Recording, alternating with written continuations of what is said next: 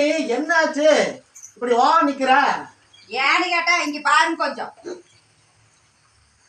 பாருங்க உறவுகளே, இத்தனை துணி இருக்குது. அங்க கொஞ்சம் பாருங்களேன், அந்த பக்கம் கொஞ்சம் பாருங்களேன். மழை பெய்யுதுங்க, அந்த மழை பெய்யுது சரிங்களா? அது இருக்கட்டு, நான் துவைக்கிறத காட்டுறேன் பாருங்க. இங்கதான் நான் துவைக்கணும். எப்படி துவைக்கிறது, எப்படி காய போடுறது, டென்ஷனா இருக்குது. என் நிலைமை தயவு செஞ்சு யாருக்கும் வரக்கூடாது. ஒரு வாஷிங் மிஷினை வாங்கி தர சொல்லி நானும் கேட்டு கேட்டு சலிச்சு போயிட்டேன். இனி இதை துவைக்கிறதுக்குள்ள எனக்கு மண்டை காஞ்சி போகுது.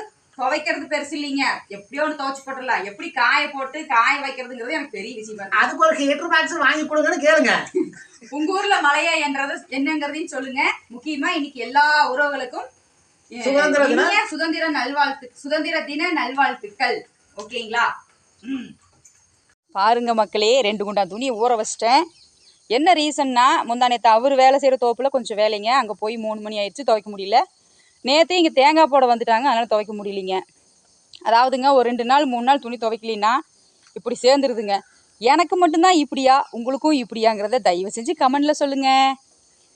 வீடியோவை லைக் பண்ணுங்கள், ஷேர் பண்ணுங்கள், சப்ஸ்கிரைப் பண்ணி சப்போர்ட் பண்ணுங்கள்.